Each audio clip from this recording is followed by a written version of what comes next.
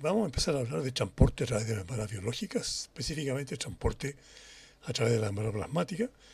Y las ideas que saquemos de acá, en realidad después las podemos aplicar a todo el resto del sistema de membranas que hay en el interior de las células. El problema es que con el transporte es que la membrana tiene un interior que es apolar, como ustedes saben, y los solutos que están en ambos lados y que son transportados a través de la membrana son especies solubles en agua y que realmente no tienen mayor facilidad para insertarse en una fase apolar como es el interior de la bicapa. Eh, entonces, la pregunta que nos vamos a contestar en esta serie de tres cápsulas es cómo pasan los diversos solutos a través de las membranas biológicas, primera pregunta, y la segunda es cuál es la fuente de energía para estos procesos. Primero vamos a hablar del mecanismo entonces y después de la energía que provee el trabajo requerido para mover esto, digamos, las distintas sustancias de un punto a otro en las células. Ok, entonces vamos a partir hablando por difusión, que es el mecanismo de transporte más simple y que se debe sencillamente que todas las moléculas se mueven al azar. Entonces, si yo tengo un sistema que está lleno de agua y que tiene un componente determinado, un soluto, en un lado del sistema preferentemente, y en el otro lado, al final del sistema no hay soluto, lo que voy a encontrar es que después de un tiempo las concentraciones se van a ver homogeneizado en todo el sistema y tengo las mismas concentraciones en todas partes.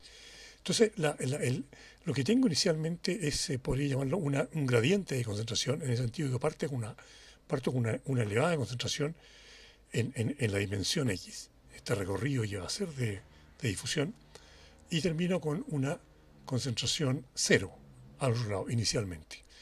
Y esta relación concentración-distancia la llamo gradiente de concentración porque expresa el cambio gradual de concentración a medida que me muevo en el eje X.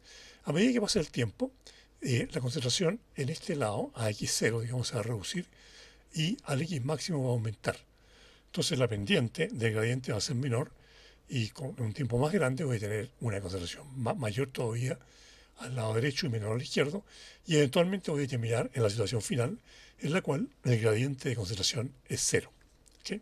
Ahora, lo que a mí me interesa es cuantificar esto, y para cuantificarlo lo que voy a hacer es imaginar una superficie al medio de este sistema, y voy a suponer entonces que el soluto está pasando de la izquierda a la derecha. Está pasando en forma neta, porque desde luego las moléculas al moverse al azar van a atravesar todo este sistema en todas las direcciones, pero si yo tengo más moléculas en el lado izquierdo que en el derecho, el transporte neto va a ser mayor de la izquierda a la derecha que viceversa. Ok, entonces yo defino el flujo J como el número de moléculas, en realidad es de n de t, pero aquí está simplificado, puse delta n de t a delta t, el número de moléculas que atraviesan esta área dividido en la unidad de tiempo, dividido por el área para hacer el flujo independiente del área. Y esto lo expreso en moles por segundo por metro cuadrado. Y entonces, yo puedo decir entonces que la magnitud de este flujo es proporcional al gradiente de concentración, a esto. El gradiente de concentración es esta pendiente delta C dividido por delta X. Cuando este gradiente es cero, el flujo es cero. No hay movimiento neto de moléculas a través de esta área imaginaria. Y cuando tengo una gradiente máxima, entonces el flujo también va a ser máximo. ¿Okay? Así que el flujo es proporcional a eso, y para para completar esta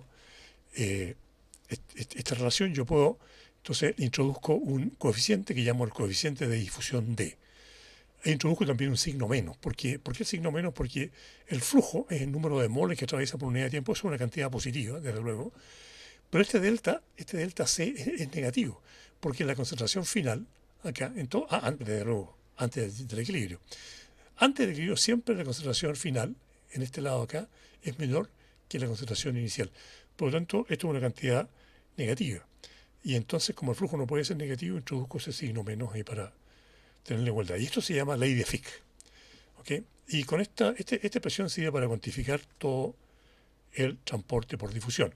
El valor de este coeficiente de difusión depende de la sustancia medida, depende del solvente que estoy usando, depende de la temperatura, depende de un montón de cosas. Cuando uno la mide, hay que especificar todas esas variables. Ok, ahora, ¿cómo es la cinética de la difusión? Si yo quiero medir este flujo a distintas concentraciones, ¿cuál es la relación que hay entre el flujo y las concentraciones? Bueno, esa relación yo la obtengo inmediatamente de acá. Si yo supongo que este delta I es constante, esto es imagínense una membrana de espesor constante, entonces el flujo va a depender solamente de la diferencia de concentración que yo tengo entre ambos lados. Y entonces finalmente yo tengo esta expresión de acá, en que si el transporte de materia en esta dirección ocurre por difusión, entonces necesariamente el flujo va a ser linealmente proporcional con la diferencia de concentración. ¿Okay? O sea, esta relación J-concentración es siempre una línea recta cuando el transporte ocurre por difusión. Ok, ahora, ¿qué pasa en las membranas biológicas? En las membranas biológicas, aquí les voy a mostrar unos datos reales. Si se mide, estos son varios alcoholes, metanol, etanol, propanol, butanol, y entonces se midió su entrada, el flujo de entrada en ciertas células.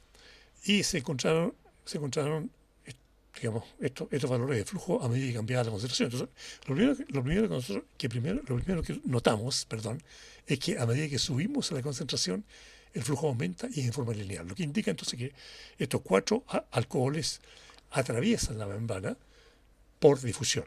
Porque si no atravesaran por difusión, esa relación no podría ser lineal. Ok. Y la segunda cosa, y eso nos llama la atención, es que la relación con la permeabilidad. ¿Qué es lo que es la permeabilidad? La permeabilidad es simplemente la pendiente de estas rectas. ¿Okay? Porque obviamente un soluto más permeable, por ejemplo el butanol comparado con el propanol, tiene una pendiente mayor. Así que con el valor de esta pendiente, uno define inmediatamente, cuantitativamente, la permeabilidad, la facilidad con que el soluto atraviesa la membrana.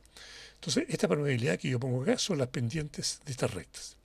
Ok, y la segunda cosa que llama la atención es que estas permeabilidades varían de modo distinto, así solamente la difusión influyera, porque si el metanol es la molécula más chica, el butanol es la más grande, entonces el coeficiente de difusión del metanol tiene que ser más grande, porque el metanol se mueve más rápido al ser una molécula más chica.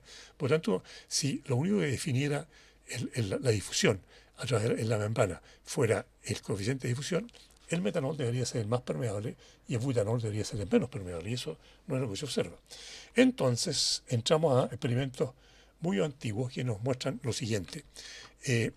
Si uno estudia la relación que hay entre la permeabilidad y la solubilidad de los distintos solutos en un solvente orgánico, se encuentra que la relación que hay es que mientras más soluble son estos solutos en un solvente orgánico, por ejemplo como el hexadecano, tanto más permeables son. Por ejemplo, el hexanol, en esta lista que está acá, el hexanol es el compuesto más apolar, el que más se disuelve en el solvente orgánico y el más permeable. El glicerol, o glicerina, como la conocemos en castellano, es la menos, digamos, la que menos se disuelve en el solvente orgánico y es la menos permeable. Fíjense que el rango aquí de distribuciones en partición se llama esta, la relación de concentraciones entre la fase apolar y el agua, es de más o menos 1.000.000 de veces, es una escala logarítmica. Y el rango de permeabilidades también es más o menos de 1.000.000 de veces. Y entonces son rangos muy amplios de particiones en la fase orgánica y de permeabilidad. Y esto nos indica claramente que hay una tendencia acá entre, digamos. Entonces lo que acá inferimos es que cualquier molécula que sea apolar va a atravesar la membrana biológica. Una molécula polar como el agua puede pasar la membrana también, pero con una probabilidad bajita, mucho más baja que la de una sustancia francamente polar. Y una sustancia polar, bastante polar como el glicerol, todavía es permeable, pero una ya, francamente, por ejemplo, un azúcar que tiene 6 átomos de carbono, 6 grupos OH, es muy polar y eso no es permeable en la bicapa. ¿Okay? Entonces, esta pendiente de acá, estos gráficos de flujo contra concentración en las membranas biológicas, esta pendiente entonces depende, el valor de esa pendiente depende del coeficiente de difusión en la membrana, no la difusión en el agua, sino que dentro de la misma membrana, la partición, o sea, la polaridad del soluto, y el espesor de la membrana, que es una cosa constante. Entonces, el transporte por difusión en agua, entonces, en la capa, es simplemente el resultado del movimiento al azar de una molécula que se mueve en un compartimento acuoso. Por ejemplo, el extracelular entra por azar en la membrana, se mueve al azar dentro de la bicapa, puede devolverse o puede seguir, y si sigue, entonces bueno, va a llegar a la otra fase, la citoplasmática, donde a su vez se sigue moviéndose al azar. Entonces, este transporte por difusión consta en realidad de tres etapas: difusión en la fase acuosa, difusión en la bicapa medio polar y difusión en la acuosa. Y de estas tres etapas, la más lenta por lejos es la difusión en el interior de la bicapa. ¿Ok? Entonces, y los solutos que no entran a esta fase orgánica, como los azúcares o los iónicos, por ejemplo, como los aminoácidos, no van a ser completamente impermeables en una bicapa. No quiero decir en una membrana, porque en una membrana hay proteínas, pero en una bicapa como tal, estos solutos, la glucosa o cualquier soluto iónico que tenga carga eléctrica, no va a poder